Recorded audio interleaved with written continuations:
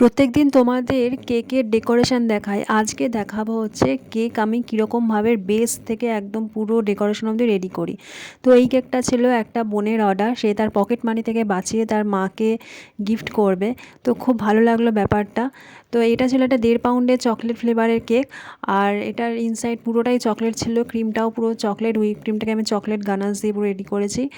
আর প্রথমে তো দেখলে আমরা বেসটা 3টে লেয়ার কি 4টে লেয়ারে কেটে নিই, তারপর তাকে সুগার সিরাপ আর প্রতিটা লেয়ারে ওই চকলেট মেশানো হুইপ ক্রিম দিয়ে সেটাকে আমরা করি, আর কিছু চকো চিপস দিই। তারপর ওটাকে আমরা বাইরেটাও পুরো চকলেট ক্রিম দিয়ে কোটিং করে নিই এবং ওভারনাইট পুরো ওই ক্রাম কোটিং করে রেখে দিই, তাহলে কি সেটটা ভালো হয়।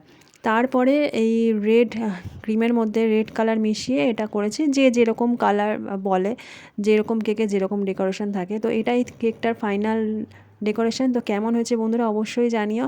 আর এখানে চকলেট টপারগুলো কিন্তু সব হোয়াইট চকলেট দিয়ে বানানো।